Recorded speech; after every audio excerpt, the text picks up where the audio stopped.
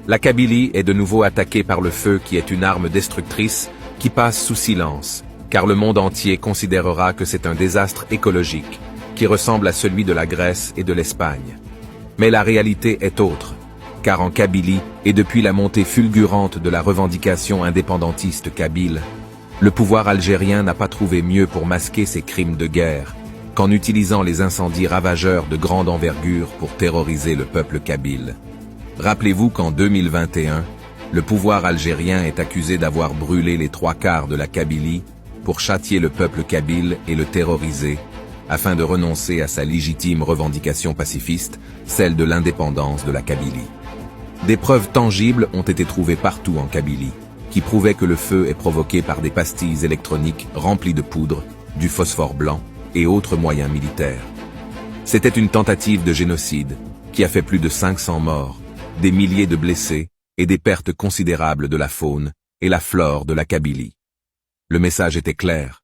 Le pouvoir algérien a voulu faire comprendre aux Kabyles qu'il était prêt à aller encore plus loin si les Kabyles soutenaient encore le MAK, Mouvement pour l'autodétermination de la Kabylie. Message reçu, la Kabylie est entrée dans une phase silencieuse pour se protéger, ce qui a laissé le pouvoir algérien jouer le caïd en Kabylie, violer toutes les lois et agir en colonialiste. En 2021, le pouvoir algérien a fait d'une pierre deux coups. 1.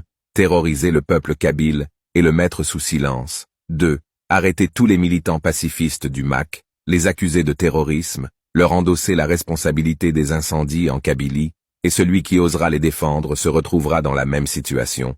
Lui-même sera accusé d'appartenance au MAK et de facto arrêté et condamné pour terrorisme. Depuis, le peuple kabyle subit une pression inédite de la part du pouvoir algérien qui dure 2 années. Le pouvoir algérien a usé de tous les moyens répressifs pour pousser le peuple kabyle à sortir dans les rues afin de dénoncer le MAK, en Kabylie et à l'étranger. En contrepartie, cesser la violence contre le peuple kabyle. Rien n'est fait. Au contraire, même les familles des détenus refusent de condamner le MAK, refusent le chantage qui consiste à accuser le MAK, en contrepartie la libération de leurs enfants. Les détenus d'opinion kabyle, même sous la torture quotidienne, refusent de dire ce que leur dicte leur bourreau et préfèrent rester en prison. Le pouvoir algérien est enragé. Le 24 juillet 2023, le pouvoir algérien passe de nouveau à l'action, mais cette fois-ci avec malice, allumer le feu partout pour détruire définitivement la Kabylie, laisser la Kabylie partir en fumée pendant 2 jours, puis faire semblant de mettre en œuvre tous les moyens existants pour éteindre le feu, fabriquer des dizaines de faux reportages glorifiant le pouvoir algérien et les moyens engagés en Kabylie, et ainsi faire croire au monde que les coupables sont le MAK, et le pouvoir algérien est le sauveur, limite la victime dans toute cette histoire. Puis essayer de rallier le peuple kabyle à leur cause contre le MAK. C'est leur dernière chance. Le monde n'est pas dupe. La vérité éclatera bientôt, et les criminels seront jugés. La Kabylie ne mérite pas ce qui lui arrive.